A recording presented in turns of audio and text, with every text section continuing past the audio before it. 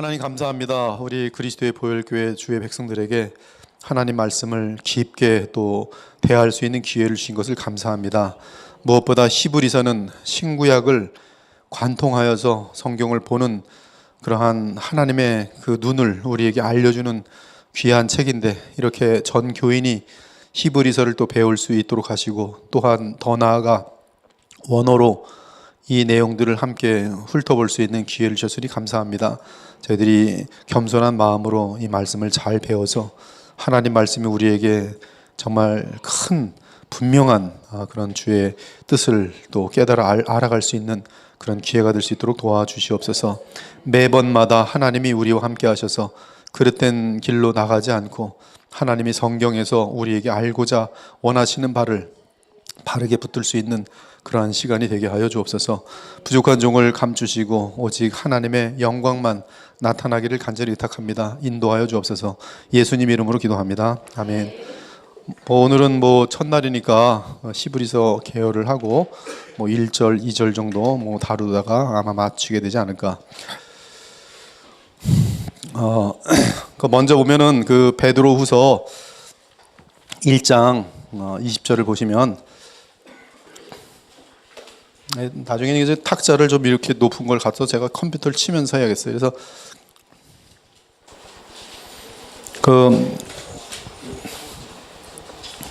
거기 베드로후서 1장 20절 또 2장 1절 한번 우리 임수길 집사님이 맨 앞에 앉아 있으니까 또 목소리도 크시니까 한번 읽어보시면 감사하겠습니다. 먼저 하나님의 모든 예언은 사설에 풀 것이 아니니 예언은 언제든지 사람의 뜻으로 된 것이 아니요 오직 성령의 감동하심을 받은 사람들이 하나님께 받아 말한 것이니라. 그러나 백성 가운데 또한 거짓 선지자들이 일어나섰나니 이와 같이 너희 중에도 거짓 선생들이 있으리라. 그들은 멸망하게 할 이단을 가만히 끌어들여 자기들을 사신 주를 부인하고 임박한 멸망을 스스로 취하는 자들이라. 네, 여기서 우리가 지금 몇 가지 단어들을 알아야 되는데요. 예언, 그 다음에 거짓 선지자, 그 다음에 거짓 선생, 그 다음에 3장 16절도 한번 읽어보실까요? 베드로후서 3장 16절. 또 그 모든 편지에도 이런 일에 관하여 말하였을 때 그 중에 알기 어려운 것이 들어있으니 무식한 자들과 굳세지 못한 자들이 다 다른 성경과 같이 그것도 억지로 풀다가 스스로 멸망에 이르느니라. 여기 보면 멸망. 멸망을 왜 멸망에 이르는가? 그러면 억지로 풀다가, 풀다는 것은 엑서제시스, 즉 해석하다가 이렇게 돼 있어요. 이단들의 성경 해석은 다 자의적으로 억지로 해석을 하는 겁니다. 근데 이제 거짓 선생은 뭐냐 하면 성경을 잘못 해석하는 사람들이 거짓 선생들이에요. 거짓 선생들은. 그래서 이 성경을 주신 성령의 의도, 또 하나님의 뜻대로 성경을 가르치지 않고 잘못된 의도로 가르치는, 그리고 잘못된 방향으로 가르치는, 그래서 성경을 엉터리로 해석하는 사람들이 거짓 선생이. 거짓 선자는 누구냐 하면 하나님이 주시지 않은 메시지, 그렇죠? 메시지를 전하는 자예요. 예레미야 23장, 에스겔 13장, 또 무슨 신명기 18장, 이런 모든 내용들이 보면 거짓 선자에 대한 내용들이 엄청나게 많습니다. 근데 거짓 선자들은 하나님이 주시지 않은 것을 받았다고 하면서 전하는 자들이에요. 그래서 그들은 꿈꾸고서 하나님이 줬다고 하고 전하고, 하나님의 이름으로 전하는데 하나님은 준 적이 없다 그래요. 이들은 다 가짜 거짓 선자들이에요. 근데 거짓 선자들이 엄청나게 많을 것이라고 마태복음 24장에서도 예수님께서 말씀하셨어요. 지금 이 시대에도 거짓 선자들이 굉장히 많이 등장할 거예요. 거짓 선자들은 바로 하나님이 주신 예언이 아닌 자기가 지어낸 예언을, 예언이란 것은 신탁이거든요. 즉 하나님이 맡기신 말씀, 하나님이 맡기신 메시지를 예언이라 그래요. 그러므로 하나님이 맡기지 않은 메시지를 전하는 그것은 이제 거짓 선지자죠. 근데 지금 베드로후서 배경 속에서는 하나님이 맡기신 메시지는 베드로후서입니다. 베드로후서 및 그 3장에 보면 바울의 서신들 같은 것들이 예언이에요. 그래서 이 예언은 사실은 성경으로 정경화되면서 성경 속에 들어와서 이 예언은 성경이 되어버려요. 지금 정확히 그걸 알고 계셔야 돼요. 그래서 하나님이 전한 메시지는 기록돼야 되고요. 기록된 메시지는 성경으로 되었어요. 그러면 지금 시대에는 예언이 있는가? 그 부분에 대해서는 이제 이 고린도 전서 14장에 보면은 예언의 은사라는 것이 있어요. 은사는 이런 어떤 계시적인 개념하고 틀린 것인데 예언의 은사에 대해서는 상당히 어려운 내용이에요. 어려운 내용이에요. 그래서 이 문제는 우리가 이 지금 히브리서는 다룰 필요 없고 본질도 아니고, 그러나 그 고린도서 14장에서도 가장 큰 예언은 결국 뭐냐 하면 하나님의 메시지를 전하는 것이고, 아직 그 당시 정경이 형성되지 않은 가운데에서 이 예언은 상당 부분 구약에 대한 하나님의 말씀에 대한 해석으로 그렇게 보여지고 있어요. 그러면 정경이 완성된 다음에 이 예언의 기능은 어떻게 됐을지에 대해서는 그건 이제 상당히 신학자들 사이에 오랜 논쟁이 있어 왔어요. 저 같은 경우는 하나님 말씀이면 충분하다고 보는 사람이고요. 그렇지만 어떤 특이한 그런 어떤 익셉셔널, 정말로 하나님께서 어떠한 뜻이 계셔서 각 개인의 위로를 위해서 그 개인에게 어떤 이런 일에 대한 가능성, 은사로서 거기에 대해서는 저는 그냥 퀘스천 마크만 두고 있어요. 예언이 없다 그래야 않고 그냥 글쎄. 왜냐하면 그런 일들을 저도 제 인생 가운데에서 다른 어떤 고전이나 책들을 봤을 때 그런 실제적인 고백들을 너무나 그러한 위기 상황이나 그런 가운데서 그런 특이한 일들을 본 적이 있기 때문에 함부로 클로즈 시킬 수는 없는 그런 입장입니다. 하여튼 그러나 지금 예언의 99.9%에 대해서는 하나님 말씀으로 보시는 것이 정상이고, 지금 시대로는 이제 이 하나님 말씀을 설교하는 그런 성경을 해석하는 그러한 은사로 보시는 것이 이제 안전하게 되겠어요. 근데 지금 우리가 다루는 것은 뭐냐면 이 부분이에요. 베드로가 굉장히 예민하게 다룬 부분은 거짓 선생입니다. 거짓 선생은 성경을 억지로 해석하는 거예요. 그러면 성경을 어떻게 해석해야지 하나님이 기뻐하시는 대로 해석하는가? 가장 중요한 것은 예수님께서, 말씀 그 자체이신 예수님께서, 그렇죠? 그분이 해석해 주시는 대로 성경을 해석해야 돼요. 그렇죠? 답이죠? 그래서 여러분들이 그 산상수훈 같은 경우는 예수님이 해석하시는 계명이에요. 예수님이 해석하시는 율법이에요. 예수님의 율법 해석은 행동으로만 지키는 것이 율법을 지키는 게 아니라 마음으로부터도 완벽하게 지켜야지만이 그것이 율법을 지키는 것이다 라고 말하고 있어요. 그러므로 마음속에 음욕을 품는 자마다 이미 간음하였다. 나가라 하는 자마다 이미 지옥불에 합당하다. 살인죄와 방불한 죄로 보고 있어요. 기회가 주어지면 이 미움은 충동이 돼서 사람을 죽일 수가 있는 것이. 그래서 예수님의 해석을 우리가 보게 될 때 우리는 참 예수님 어떻게 율법을 그렇게 해석하십니까? 이건 불가능해 봅니다. 불가능이 맞아요.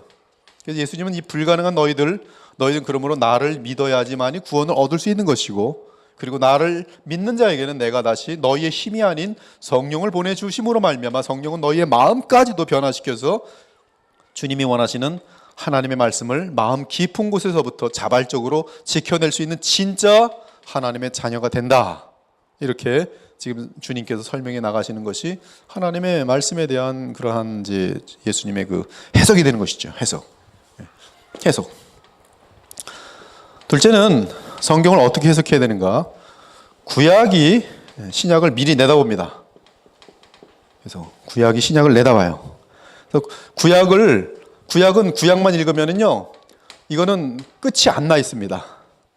여러분들이 에스겔서 같은 데도 보면 끝이 여호와 키드로 끝나고 있어요. 끝이 안 나 있어요. 마태복음 끝도, 창세기 끝도 끝이 안 나 있어요. 뭔가 미래 진행되는 2번, 3번, 4번을 남겨놔요. 근데 우리가 구약을 읽으면서 항상 무엇인가를 향하여 끝없이 기다리도록 만드는 분명한 메시지를 보게 됩니다. 이 메시지가 바로 그리스도를 기다리게 하는 메시지. 메시아라 그래요.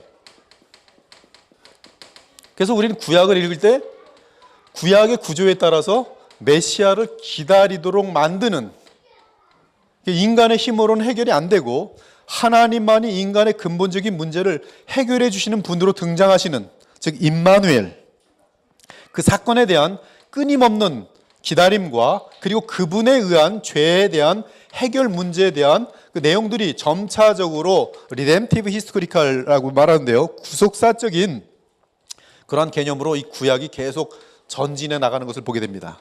그래서 창세기 3장 15절에 보면은 여인의 그 후손이 벌써 등장하게 되면서 그 여인의 그 후손이 이 아담과 하와를 무너뜨리고 인류를 무너뜨린 그 뱀의 머리를 때릴 것이다라는 그런 프로토가스펄, 즉 복음의 원시 복음이 선포됨과 함께, 그리고 이 마귀의 세력과 죄의 세력과 하나님의 나라의 일이 분명히 서로 어떤 하나님의 큰 심판이 있을 때까지 원수로 갈 수밖에 없는 역사관이 벌써 등장해요. 그리고 그것은 계속적으로 사사기 같은 데서는 사사기를 통해서 그 오실 메시아에 대한 그림자를 계속 보여줍니다. 모세도 마찬가지고, 모세는 중보자가 나중에 나타나야 돼요. 그래서 신명기 18장에 보면 나와 같은 그 선지자가 등장할 것이다라고 얘기를 해요. 그래서 우리는 구약을 읽을 때 이 신약을 향하여 읽게 돼 있어요. 그래서 그 구조를 읽을 수 있어야 돼요. 그리고 반면에 신약을 보면 구약을 엄청나게 인용합니다. 그것은 뭐냐 하면 이 구약의 내용들은 여기서 이렇게 이루어진 것이다라는 분명한 그림을 보여주면서 이 일을 이룬 그분은 바로 예수 그리스도로 등장되고 있어요. 그리고 예수님이 누구신지, 그리고 예수님이 무엇을 하셨는지를 신약은 서술해 나가면서, 그리고 이 구약의 성취라는 사실을 보여주면서 결국 신약과 구약은, 구약에서는 신약을 이렇게 내다보고요, 신약에서는 구약을 이렇게 내다봐요. 신약에 어떤 점이 있으면 구약 전체를 내다보고, 구약에서 어떤 점이 있으면 신약 전체를 내다봐요. 그래서 이게 서로 묶여 있습니다. 그래서 구약에서는 신약이 점처럼 보여요. 저 멀리서 멀리 볼수록 이 신약은 작게 보입니다. 그래서 이스라엘 사람들은 예수님이 오셨을 때 종말까지도 같이 올 줄 알았어요. 왜? 구약에서 멀리 보던 것을 가지고 자기네들도 그렇게 바라보면서 딱 하고 신약이란 기간이 되게 짧을 줄 알았어요. 그래서 예수님이 승천하실 때도 이스라엘을 회복하심이 어느 때니까 이제 곧 오지 않겠습니까? 근데 예수님의 대답은 너희는 거기에 신경 쓰지 말고 온 세상을 향하여, 그렇죠? 복음을 전하라 하리. 그리고 신약에서는 어떤 사건이 발생한 걸 보면 이것은 다 구약의 처음부터 이 내용이 다 관련되게 돼 있어요. 그래서 이걸 가지고 올게닉, 유기체적인 구조를 가지고 있다 그래요. 예. 세대주의 같은 경우는 이러한 유기체적인 구조를 갖고 있지 않아서 성경 해석상에 상당히 문제가 많습니다. 세대주의가 존 메가서를 대표로 해서 지금 미국 같은 경우는 굉장히 많은 이 남침내 교단이 세대주의를 채택해가지고 이 어떤 종말론이나 또 성경 해석에 있어서 특히 이스라엘 민족이라는 이 유대교를 중심으로 한, 그래서 이 영향을 받으면 유대인들을 하늘같이 영접하지 않으면 다 저주를 받는다, 그래서 유대인들을 하늘같이 뛰놀리는 이런 것들은 이제 굉장히 그 비성경적인 그러한 그런 해석인데요. 우리는 이런 성경 해석을 배워야 한다는 것이죠. 그래서 성경이 성경을 보는 방법을 배워야 돼요. 신약이 구약을 보는 법, 구약은 앞으로 오게 될 신약을 어떻게 바라보고 있는지에 대한 그 그림을 정확히 볼 때 이 짝이 맞으면서 우리는 구약 보면서도 신약이 보이고 신약 보면서도 구약이 다 보여야 돼요. 셋째는 사도들이 성경을 어떻게 해석했는지, 특히 구약을 어떻게 썼는지, 어떻게 해석했는지를 잘 배워야 돼요. 사도신경을 보면은 여러분 사도들이 어떻게 성경을 해석하는지가 잘 나와요. 그들은 한결같이 구약 전체에서 다 끄집어내서 예수님을 증거해요. 특히 예수님의 부활 사건을 객관적인 사건으로 딱 두고 아무도 건드릴 수 없어요. 이건 객관적인 역사적인 사건이에요.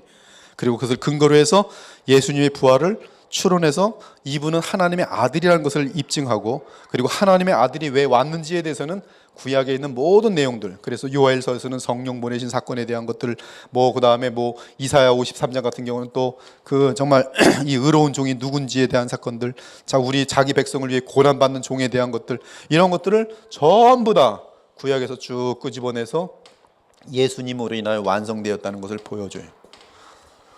그러니까 사도들이 구약을, 성경을 어떻게 해석하는 것을 가지고 우리는 절대적으로 배워야지 바른 해석이 되는데, 얼마 전에도 전 우리나라 전체를 향하여 어떤 분이 설교를 하셨는데 예수님이 한 번도 안 나온단 말이에요.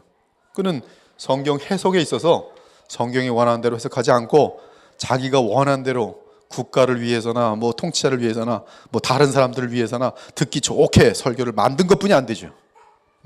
그것은 복음의 선포가 아닙니다. 그렇죠? 그리고 계속적으로 이 지금 히브리서 같은 경우를 우리가 지금 왜 다루냐 하면 히브리서는 성경을 해석하는 데 있어서 가장 중요한 가이드라인을 주고 있어요. 그러므로 여러분들은 이제 히브리서를 같이 보게 되면서 성경에 대해서 어떻게 해석해야 되는지, 이 히브리서는 어떻게 보고 있냐면은 구언약, 새 언약으로 나눠요. 구언약. 근데 구언약은 새 언약을 바라보게 하는 하나의 모형이. 그래서 모형으로 돌아가면 안 되고 실체가 왔으니까 실체를 붙들고 달려가야 되는 것이 구약의 해석, 성경의 해석에 대한 바른 해석이고, 그렇게 유도하는 것이 복음을 가르치는 것이라고 알려주고 있어요. 그래서 히브리서를 보면은 결국은 이 구약의 모든 것들은 모형일 뿐이고 거기에 대한 실체가 나타났으니 그 실체는 곧 주 예수 그리스도인 사실을 정확히 알려주고 있어요. 그러므로 히브리서는 구약 성경에 대한 최고의 주석입니다. 히브리서의 내용은 구약 선지자들을 통해 주셨던 모든 계시의 말씀의 궁극적인 완성은 예수 그리스도이며, 또한 주 예수 그리스도는 구약의 성전과 제사장 제도를 비롯한 모든 희생 제사와 율법의 실체가 되신다는 사실을 우리에게 알려줍니다. 그래서 히브리서의 주제는 모든 것 위에 뛰어나신 그리스도예요. 모든 것 위에 뛰어나신 그리스도. 그리스도는 하나님의 가장 깊은 지혜입니다. 그리스도를 아는 그것은 우리에게 무한한 영광이에요. 그리스도를 알수록 제 마음속 가장 깊은 곳에서 여러분들에게 토로하는 진심인데, 그리스도를 알아갈수록 무릎이 꿇어져요. 그 복음의 그 깊이와 진실함 앞에서, 그리고 그 방대한 무한한 하나님의 지혜 앞에서, 그리고 그리스도를 통해 나타난 하나님의 한량없는 사랑 때문에, 그리고 그 능력 때문에 그냥 아무리 자존심이 강하고 아무리 뻗뚱거리는 존재들이라도 무릎이 다 꿇어지게 돼 있어요. 안 꿇어지는 이유는 복음을 모르기 때문에 그래요. 아까도 저는 예배 드릴 때 정말 무릎 꿇고 좀 찬송하고 싶더라고. 뒤 강대상에서 제가 얼마나 무릎 꿇고 싶은지, 정말 무릎 꿇고 싶어서 너무나 무릎 꿇고 싶어. 오늘은 왜 이렇게 무릎을 많이 꿇고 싶었는지 모르겠어요. 그래서 무릎을 꿇어버릴까, 너무 갑자기 이상하잖아요, 그런 행동이. 너무 꿇고 싶더라고. 여기 앞에서 찬송하면서 무릎 꿇고 찬송하고 싶어요. 하나님께 찬송하고.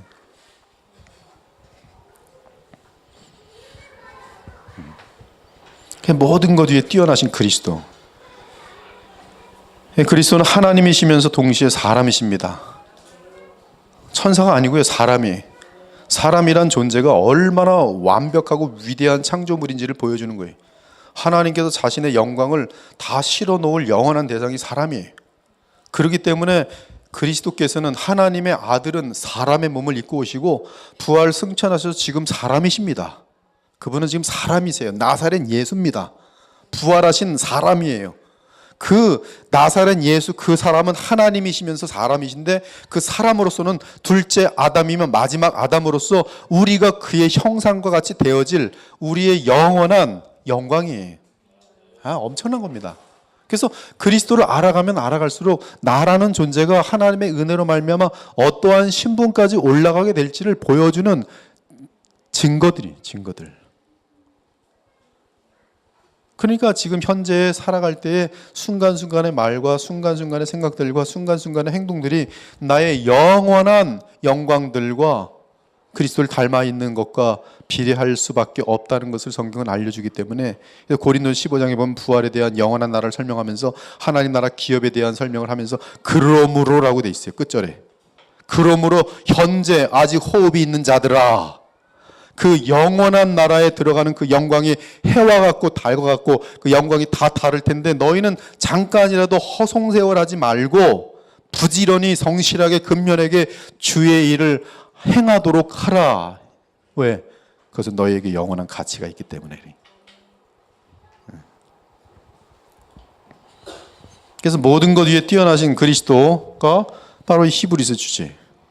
그리고 그 그리스도는 모든 성경을 푸는 키예요.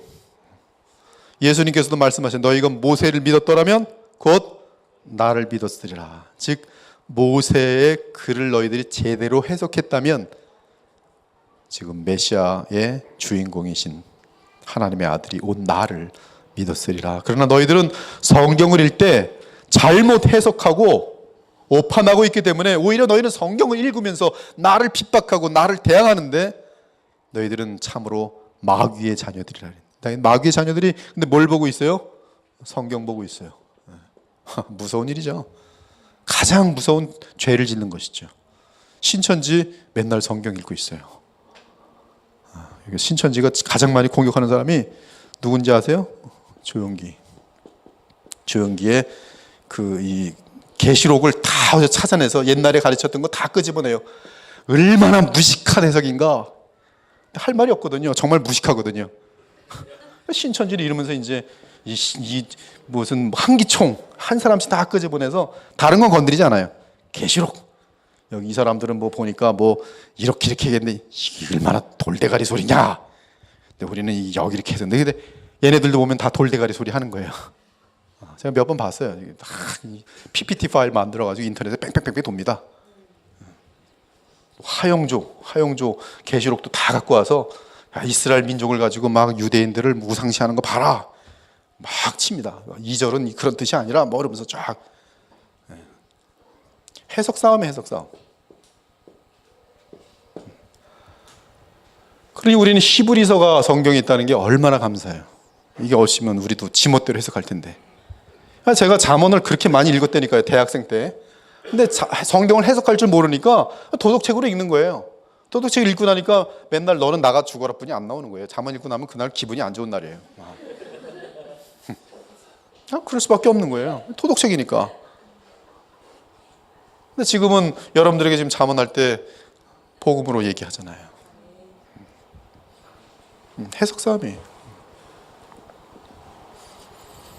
그리고 해석은 가장 이단들이 뭐냐면 자기들의 그 어떤 이미 갖고 있는 목표가 있어요. 그럼 거기에 끼워 맞춘다고. 죄를 많이 짓는 사람들은요, 성경을 읽을 때 어떻게 읽는지 아세요? 이건 하나님이 틀린 것 같아. 이 정도는 인간이 죄를 져도 되는 건데 뭐 이렇게 이건 하나님이 너무 살벌해. 나는 이런 하나님 안 믿어. 그래서 어떤 사람은 나는 구약의 하나님은 안 믿어. 멋있게 말하죠. 나는 신약의 하나님만 믿어. 그들에게는 이제 갑자기 신약의 하나님하고 구약의 하나님이 다른 하나님이. 그러나 예수님께서 마음으로도 음욕을 품면 지옥불에 떨어진다면 뭐가 더 무섭습니까? 구약이 더 무섭습니까? 예수님의 말씀이 더 무서워요. 예수님 말씀이 더 무서워요.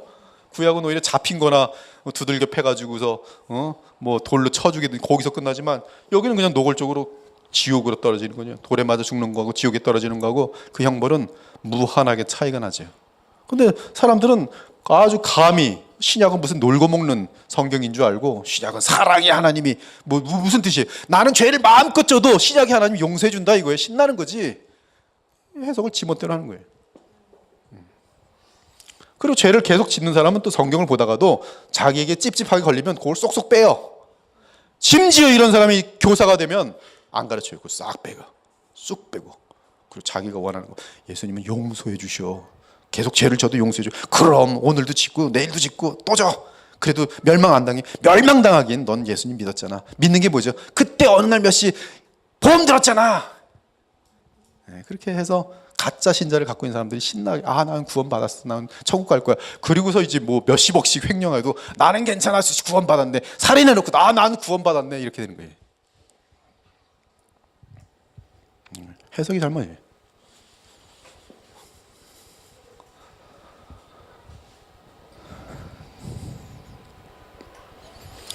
아무튼 우리는 이 히브리서는 성도들에게 예수님에 대해 깊게 묵상하면서 복음의 말씀을 삶에 적용하고 실천하도록 강력하게 권면하고, 그리고 이 성경 해석에 대한 가장 구체적인 가이드라인을 알려주고 있어요. 우리는 이 계시의 점진성을 좀 알아야 되고요. 계시는 작은 데서 시작해서 점점 분명하게 되어지고, 그리고 이제 계시록으로 이 계시가 종결되는 것을 보게 되는데요. 정경, 캐논, 우리는 정확하게 알아야 돼요. 이 캐논이 맨날 헷갈려요. 대포라고 캐논이 있는데 CANNON인지 CONNON인지, 하여튼 캐논, 정경이란 뜻이 정경. 히브리서 저자는 우리가 알 수 없습니다. 그게 답이에요. 이번에 성경 퀴즈 됐을 때 이제 함정을 쌌죠. 히브리서 저자는 아볼로다 그랬더니 어떤 사람 아볼로에다 딱 쳤어요. 틀린 답이에요. 아볼로는 무슨 아볼로예요. 히브리서 저자는 바울이다. 그것도 틀린 답이에요. 히브리서 저자는 모른다. 모른다. 제 개인적인 견해를 보면 이 서신의 패턴은 상당히 바울틱해요. 바울처럼 느껴져요. 그렇지만 바울의 글이라고 얘기할 수도 없어요. 왜냐하면 히브리서 자신이 드러내고 있지 않기 때문에. 그래서 우리는 성경 자신이 드러내지 않을 때는 그냥 모르면 되는 거예요. 근데 히브리서의 수신자는 분명합니다. 히브리서 수신자. 히브리서는 히브리인들에게 보낸 서신이란 뜻이에요. 히브리인들에게 보낸 서신이에요. 히브리라는 말이 뭡니까? 히브리라는 말은 이것은 아브라함에게 해당되는 말이에요.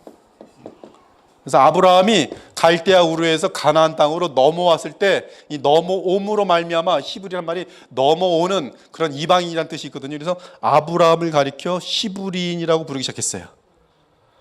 그래서 히브리인들은 아브라함은 이삭을 낳고, 이삭은 야곱을 낳고, 그렇죠? 야곱은 12지파를 낳아요. 그렇죠? 그리고 레위는 특별하기 때문에 빠지고 요셉이 에브라임과 므낫세 두 지파가 됩니다. 그래서 두 상급을 얻는, 기업을 얻게 되는 특권을 갖게 되죠. 그래서 이제 10지파하고 두 지파로 나뉘어요. 그 북이스라엘은 이스라엘이라고 불리고요. 그리고 유다는 남유다라고 불러요. 남유다는 누구가 주로 구성되어 있어요? 유다와 베냐민이. 그 다음에 이제 이 포로에서 돌아올 때는 베냐민 사람들은 굉장히 적기 때문에 유다 플러스 거의 레위인이에요. 그래서 여러분들이 느헤미야 같은 거, 또 에스라 같은 경우에 거기 핵심적인 사람들은 유다 지파와 레위 지파예요. 그래서 하나님의 제사장 된 나라, 왕 같은 왕족이거든요. 여긴 제사장이고.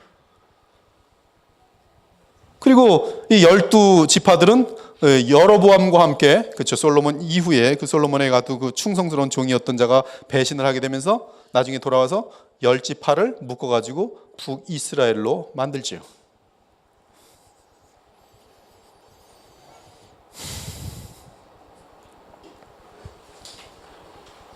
그것이 930년이 주전. 그래서 우리는 이 히브리는 결국은 12지파에게 해당하는 얘기가 되는 것이죠. 물론 이 구약의 뒷부분으로 가면은 이 북의 10지파는 바벨론 포로로 돌아올 때에 같이 묻어서 돌아옵니다. 근데 대단히 소수예요. 그럼에도 불구하고 북이스라엘 각 지파가 완전히 멸절되지 않았기 때문에 그들은 지금 유다 지파를 대거하여 돌아오지만 다시 돌아온 지파들에 대해서는 바로 히브리인으로 봐도 상관이 없는 것이에요. 그들은 아수르 제국 때에 사실은 나라 자체가 완전히 무너져서 전 세계로 흩어졌지만, 그러나 흩어진 그곳 역시 바벨론이 다스린 땅에서 흩어졌기 때문에 다시 바벨론 포로로 돌아올 때 많은 이 10지파에 해당하는 사람들이 돌아왔어요. 그러나 대거 가장 많이 돌아온 것은 바로 남유다에서 포로로 잡혀갔다가 다시 70년 만에 돌아왔던 남유다의 사람들이죠. 유다 지파와 벤자민 지파의 사람들이 많죠. 특히 레위 사람들이. 그래서 히브리서는 히브리인들, 즉 아브라함의 자손들에게 보내어진 서신이에요. 그리고 그들 중에 대부분은 유대인들이 되겠어요. 이런 그림이 돼요. 그리고 히브리인들을 성경은 이스라엘이라고 총체적으로 부를 때가 많이 있어요. 그러나 이스라엘과 유대로 나눌 때는 우리는 바로 이스라엘은 북이스라엘을 말하고 유대는 남유다를 말한 사실을 또 구별해서 볼 수 있어야 돼요. 그래서 성경을 볼 때마다 이스라엘 그러면 이게 뭔 이스라엘인지. 그래서 성경 또한 어떤 때 이스라엘은 영적인 이스라엘을 말할 때가 있어요. 로마서 같은 데는 다 영적인 이스라엘이에요. 그래서 그때 영적인 이스라엘은 바로 혈통의 이스라엘이 아니라 이 구약에서도 하나님이 택하여 영생을 주셨던 그 사람들과 함께 신약에서도 믿음으로 말미암아 영생을 얻는 자들을 바로 이스라엘이라고 부르는 것을 볼 수 있어요. 로마서 11장 같은 경우가 다 그러하죠. 그래서 히브리서의 서신서는 히브리인들, 즉 특히 유대인들에게 보내어진 것을 알려줍니다. 또한 서신서의 내용을 볼 때 히브리서는 유대 그리스도인 공동체에 보낸 것이 분명해요.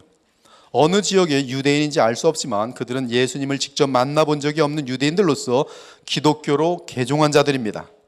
그들의 복음적인 신앙은 그들이 오랫동안 몸담고 있던 유대교의 지속적인 공격으로 인해 혼돈 가운데 있었어요. 즉 지금 유대인들에게 여러분 처음에는 이 예루살렘을 중심으로 해서 바울이 어디 가서 말씀을 전하면 회당 가서 말씀을 전해요. 회당 가서. 그렇죠? 그래서 회당에는 일단 유대인들을 대상으로 해서 하나님 나라를 전한다는 거예요. 사도행전 28장 마지막에도 보면 그 회당에서 또 자신이 빌린 그 렌트 셋집에서 유대인들을 그 로마에 가 있는 유대인들을 불러가지고 그들 중에는 뭐 랍비도 있고 그런데 그들에게 하나님의 말씀을 하나님 나라를 힘차게 전합니다. 그래서 거기도 보면은 결국 바울의 성경 해석 그 관이 나오는데 그는 예수 그리스도와 하나님의 나라를 전하는 복음과 하나님의 나라를. 그래서 저희 교회도 이러한 바울이나 성경에서 주창하는 대로 이 교회가 성경적인 교회라면 끊임없이 십자가와 하나님의 나라가 선포되도록 돼 있어요.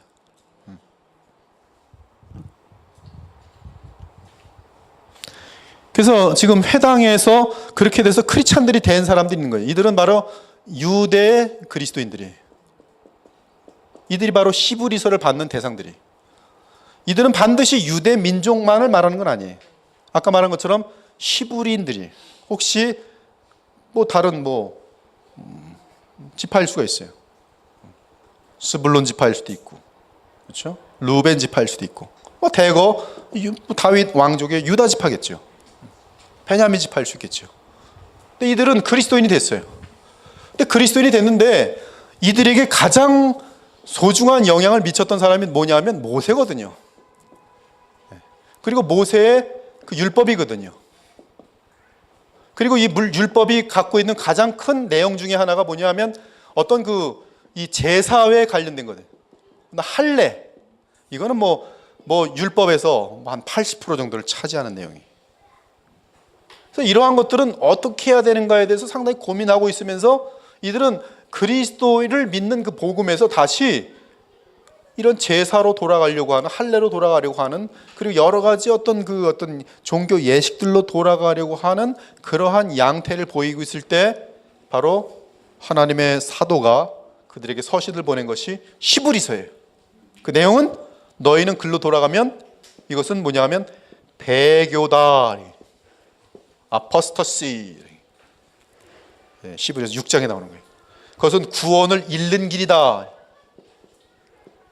너희들이 배교하고 나면 너희들 다음에 이어지는 모든 세대들은 진리를 잃어버렸기 때문에 아무도 구원받지 못한다. 여러분 무섭습니다. 교회에 다닌다고 구원받는 게 아니에요. 교회가 복음을 잃어 있으면 그 교회는 그냥 종교 집단입니다. 그 이단과 다를 바가 없어요. 배교예요. 유다서에 보면 배교의 특징 두 가지가 나오는데 하나는 동성애고요. 하나는 종교 다원화예요. 참 신기합니다. 성경은 참 자상해요. 우리에게 미리 분명하게 알려주세요. 이 현상이 나타나면 배교로 믿을지어다. 유다서에 보면 다른 육체를 따라 행해. 다른 육체라는 것은 정상적인 남녀 관계가 아닌 것이. 그것을 교회라는 것이 합법화하면 그것은 배교예요. 그리고 예수 그리스도만을 통한 유일한 길에 대해서 거부하고 다른 길에 대해서 오픈하는 것은 영지주의의 영향을 받은 배교예요. 너희들이 이 예수 그리스도를 놓치고 과거로 돌아간다면, 율법으로 돌아간다면, 모세계로 돌아간다면 그것은 배교다. 무섭지 않습니까? 가짜다. 그래서 그걸 알려주는 것이 히브리서 서신이. 그러면서 누구를 계속 부상시킬까요? 예수 그리스도를. 그래서 모세랑 예수님을 비교해요. 그들에게 모세는 유대 히브리 그리스도인들에게는 모세는 너무나 대단한 존재거든요. 그러나 모세는 고작 하나님의 아들의 사환이다. 하나님의 아들은 하나님의 영원한 본체시며 영광이시며 그분은 주인이시다. 비교를 하는 거예요. 또 유대 그리스도인들에게 구약에서 상당히 많은 영향을 미쳤던 존재들이 뭐냐면 천사들이거든요. 천사와 그리스도를 비교하는데 이거는 비교 자체가 해서는 안 되는 그런 것이죠. 하나는 창조주시고 하나는 피조물인데, 근데도 할 수 없이 이들이 천사에 대한 관심이 많아졌고 천사에 대해서 존귀하게 여기는 경향이기 때문에 이게 영지주의적인 경향이거든요. 이 모세로 돌아가는 것은 율법주의적인 영향이고요. 항상 율법주의와 영지주의 두 가지입니다. 일단 이 모든 이단의 뿌리는, 모든 배교의 뿌리는 이 두 가지예요. 영지주의로 돌아가려고 하는 여기에 대해서 어쩔 수 없이 히브리서 저자는 그리스도와 천사를 비교해요. 그리고 천사들은 뭐예요? 그리스도를 섬기는 종들일 뿐만 아니라 그리스도를 통하여 구원받은 주의 백성들을 섬기는, 부리는 종들이에요. 여러분이 새하늘과 새 땅에 갔을 때 천사들은 여러분 아래에서 섬겨요. 임수길 형제님 어떻게 오셨습니까? 말씀만 하시옵소서. 날개 쫙 쉬어 그러면 감사합니다. 네, 분명해요. 네. 네. 성경에서 증거하고 있는 내용이에요. 테오프라프 같은 경우는 이 천사들도 주님으로 인하여 할 일을 맡았고 주님 때문에 그들에게 할 일을 맡기시기 위해서 자기의 자녀들, 자기 백성들을 섬기려고 만들어 놓으신, 그리고 그들에게 직분을 주었으니 이들은 역시 그리스도의 그 어떤 구원 사역에 대해서 영원토록 감사할 수밖에 없는 거예요. 그래서 계시록 21장과 22장에 보면 천사란 단어조차 없어요. 영원한 나라에. 영원한 나라엔 누가 보이는지 아세요? 죽임당하신 어린 양만 보여요. 그리고 그 어린 양으로 말미암는 하나님의 백성들만이 보여요. 그것이 영원한 세계.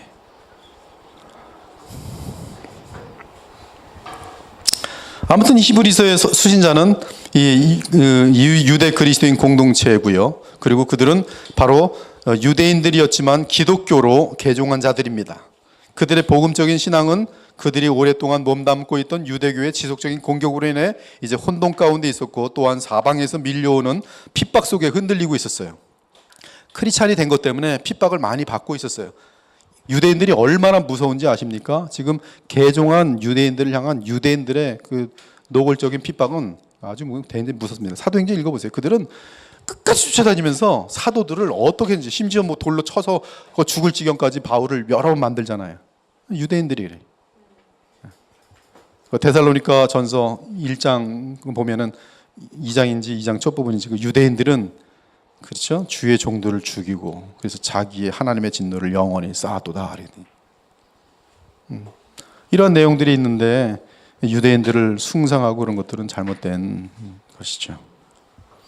유대의 교인들도 그들 중에 이제 거듭나서 복음이 들어가서 대거 주님께 돌아올 날이 있겠죠. 그리고 우리와 동일한 하나님의 영원한 자녀로서 유대 민족으로부터, 만방으로부터 오는 백성 중에 하나지요. 여러분, 주의 시대를 지금 이후로 뭐 대단히 특별하게 보지 마십시오. 그들은 특권이 있어요. 특권은 있어요. 그들은 구약이 있었고, 로마서가 그걸 얘기를 하고 있어요. 그리고 그리스도로 유대로부터 나왔고, 그런 특권이 있어요. 그래서 그들은 그만한 특권이 있었는데 그걸 놓쳐버렸어요. 왜? 완악하고 교만하고 죄가 많기 때문에. 얼만큼 놓쳐버렸는가? 자기네들의 손으로 하나님이 보내신 아들을 십자가에 못 박고 죽일 정도로 그렇게 법해버렸어요. 그래서 그들은 더 많이 타락한 그런 케이스지만 이 로마서 11장의 경륜을 보면 하나님께서는 그들을 돌아오게 하실 날이 있는 것으로 보여져요.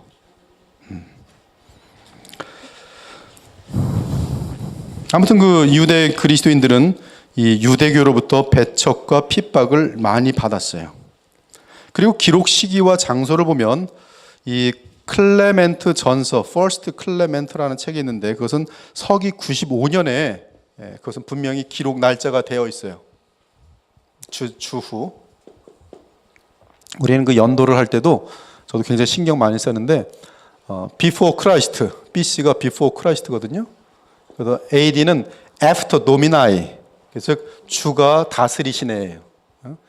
주님 이후의 시대예요. 그럼 메시아 전이에요. 이렇게 나누는데 사실 그리스도가 온 것은 계산적으로 보면 주전 한 4년 정도 돼요.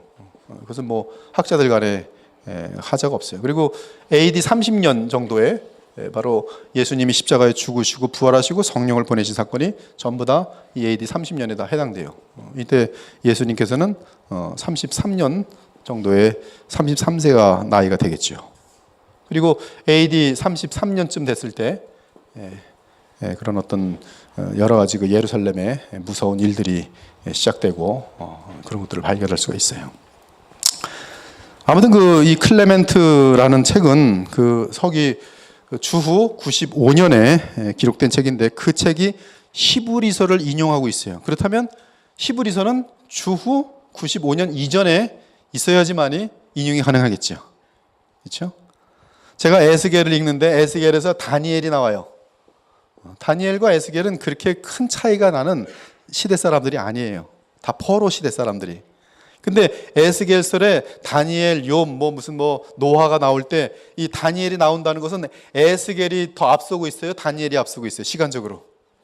다니엘이 앞서고 있다는 거예요. 그걸 우리가 알 수가 있는 거죠. 마찬가지로 이 클레멘트 책에서 히브리서를 인용하는 것으로 봤을 때 히브리서는 적어도 주후 95년 이전에 쓰여진 것을 우리는 알 수가 있는 것이죠.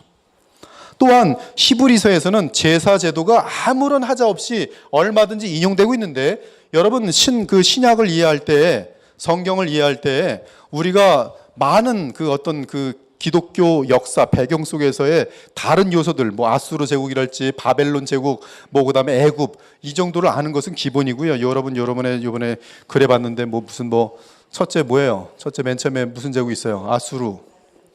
그다음에 뭐예요? 바벨론 다음에 뭐예요? 바사. 그다음에 그리스. 그다음에 뭐예요? 로마.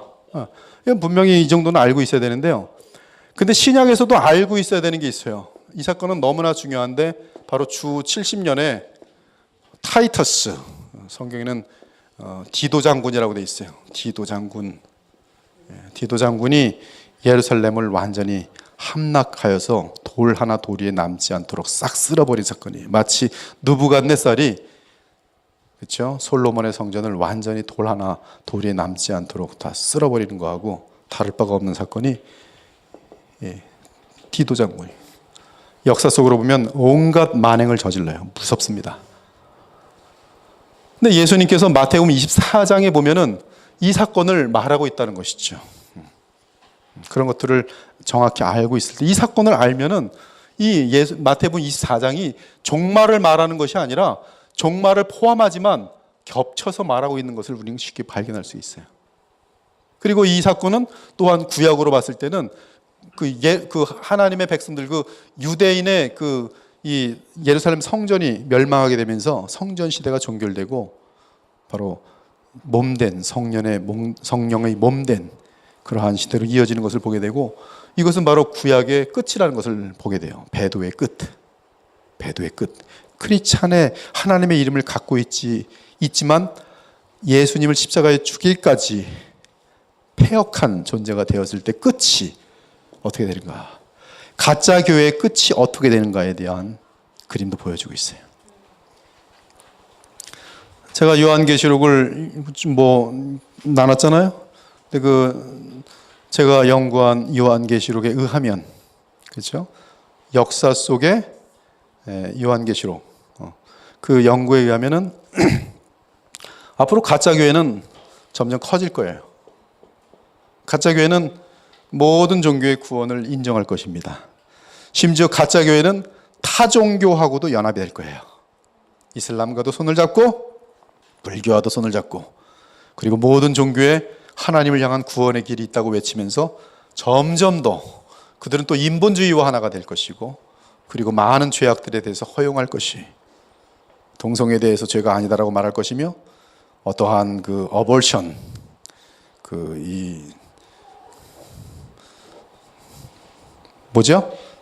낙태 낙태 같은 것들도 죄가 아니라고 하면서 하나가 될 것이 이때 딱 하나 걸리는 존재는 예수님만이 길이라고 하는 좁은 길을 외치는 자들은 가장 무서운 대적의 대상이 될 거예요. 그리고 이들은 거짓 선자가 하나 나타날 것인데 그 거짓 선자의 가장 1차적인 지원자는 교황이. 그리고 존 메가서는 여기다 플러스 하는데 저는 뭐 그분의 의견을 뭐 거의 따르지 않지만 그래도 또 계시록에 대해서는 상당히 깊은 통찰력이 있어요. 이 메가서가 볼 때는 여기 보면 그 적그리스도로 등장할 가장 그 인물은 임마, 이슬람의 머리. 왜냐하면 이슬람은 군력을 갖고 있거든. 종교를 갖고. 그리고 이 둘은 연합하게 되는 그런 그림으로 보고 있어요. 어떤 그림이 될지 모르겠어요. 그러나 이 계시록 13장에 보면은 분명한 것은 적그리스도가 있고 그다음에 거짓 선자가 등장해요. 땅에서 올라오는 짐승, 바다에서 올라오는 짐승. 그리고 이 땅에서 올라오는 짐승은 바다에서 올라오는 짐승을 향하여 종교적으로 우상 숭배를 하도록 만드는 것을 알 수가 있어요. 아무튼 우리는 이러한 이 클레멘트나 이런 디도 장군에 대해서 잘 알아야 되고요. 이러한 배경 속에서 지금 히브리인들이 얼마나 히브리 그 개종 그 복음을 지금 복음을 아는 이들이 얼마나 많은 핍박을 받았을지에 대해서 우리는 지금 감을 잡을 수가 있어요. 그런 가운데 그들은 유대교로 돌아가는 게 핍박받지 않는 길이고 또한 모세의 법을 따르는 것이 되게 편안하고 자기네들의 정서하고 맞을 때 히브리서는 no 안 돼. 그것이 히브리서예요. 아무튼 주 로마 디도 장군에 의한 예루살렘 멸망 사건 이전에 기록된 것이 분명합니다. 왜냐하면 지금 히브리서는 이 성전에 대한 얘기를 할 때 아무런 너무나 자연스럽게 이렇게 표현하는 것은 AD 70년의 사건을 만나고 나서는 이렇게 글을 쓸 수가 없어요. 너무나 자연스럽게. 그래서 이거는 95년 이전이고 또 나아가 그 히브리서 내용을 봤을 때 그 예루살렘 성전에 대해서 너무나 자연스럽게 인용하는 것으로 보았을 때 AD 70년 이전으로 보여지는 것이죠. AD 70년 이전으로. 그리고 특히 히브리서 13장 23절을 보면 우리 형제 디모데가 놓인 것을 너희가 알라. 그래서 디모데가 감옥에 들어갔다가 나온 사건이 언급되어 있어요. 그렇죠. 히브리서 13장 23절에 보면. 그래서 이 히브리서는 디모데가 사역하는 분명히 디모데가 감옥에 들어갔다 나왔다면 디모데가 사역하는 그 당시에 기록된 내용인 것을 알 수가 있어요. 즉 성경에 기록된 내용에 의해서만 확 하나하나 접고 들어가는 것이죠. 그렇다면 디모데가 사역하던 때가 언제냐면 주로 주후 60년대로 보면 하자가 없을 것으로 보여요. 그러므로 우리가 내리는 결론은 히브리서는 주후 60년에서 한 69년 사이에 기록된 것으로 추정할 수가 있어요. 성경적인 기록에 의해서. 그리고 좀 더 구체적으로 만약에 한다면 여기서 60년대는 바울 쪽으로 기울어지기 때문에 디모데가 사역한 것은 바로 바울 직후로 봤을 때 65년에서 69년 사이에 기록된 것으로 좀 더 구체적으로 추정할 수가 있어요. 한편 또 히브리서는 장소를 기록하는데요. 장소. 어디서 히브리서가 기록되어 있는가? 거기는 히브리서 13장 24절을 보면 이달리아가 어디예요? 이탈리아가 이달리아예요. 제가 얼마나 무식했냐면 이탈리아가 어딘지도 몰랐어요. 근데 이제 신학생이 되면서 그때부터는 지도와 역사에 대해서 엄청난 관심을 갖게 됐어요. 이탈리아의 수도 로마죠. 이탈리아. 근데 이달리아. 우리가 얼마나 무식하냐 하면 바사를 영원히 몰라요. 바사. 근데 페르시아 그러면 페르시아. 뭐 그런 단어 되게 많습니다. 사도행전 17장에 보면은 거기 보면 뭐라고 어떻게 써 있냐면 수도와 파. 지금 좀 바꾼 것 같아요. 지금은 스토아라고 돼 있어요. 근데 개역 성경을 보면 스도와 파. 그 다음에 나오는 게 뭐냐면 에비구레오. 그러면 아무도 몰라요. 저희 어머님이 읽으실 때 사도행전 17장을 때 많이 읽으셨거든요. 스도가 뭘까? 에비구레오. 그냥 지나가는 거죠. 절대로 모르고. 근데 스도아는 뭐냐면 스토익. 금욕주의자들. 에비구레오는 뭐냐면 에피큐리아니즘. 쾌락주의자들이에요. 다 이원론 쪽에 이 플라톤 사상의 그 왜곡된 변질들이. 그래서 이 철학자들, 스토익 학파들하고 에피큐리안 학파들하고 바울이 논쟁했다는 내용이 아덴에서, 그렇죠? 그리스의 수도 아덴에서. 근데 이런 것들도 무식하면 그냥 못 오는 거예요. 얼마나 우리가 무식하냐면 도덕책에서 저번에도 얘기했는데 아우구스티누스. 그래서 아우구스티누스가 뭘 썼는가? 신국론.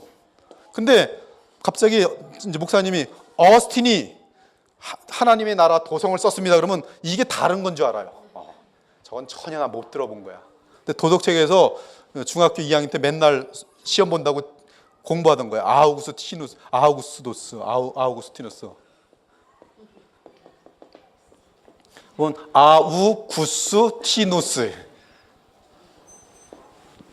근데 일반적으로는 어거스틴 그러거든요.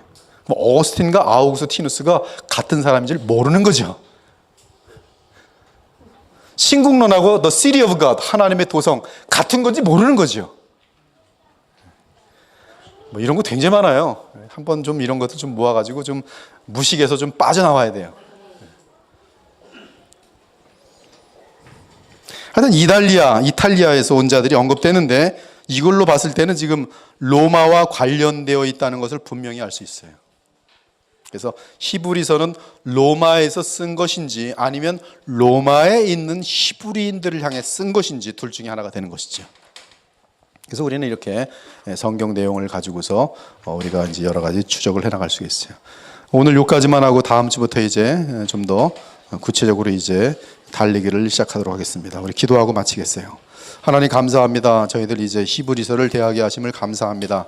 히브리서를 잘 배워서 하나님이 기뻐하시는 방식대로 성경을 대하고 성경을 읽고 특별히 성경을 바르게 해석하여서 복음의 깊은 의미들을 깨달아가면서 깨달음을 통해서 저희들이 복음의 능력을 알아 참으로 그리스도를 닮아가는 놀라운 역사들을 허락해 주시기 원합니다. 이 시대에 정말 주님께서 우리 그리스도의 보혈교회를 사랑하시고 특별히 간섭하심에 역사하신 줄 믿사오니 더욱더 겸손하게 주의 인도하심을 따르는 저희들 모두가 되게 하여 주옵소서.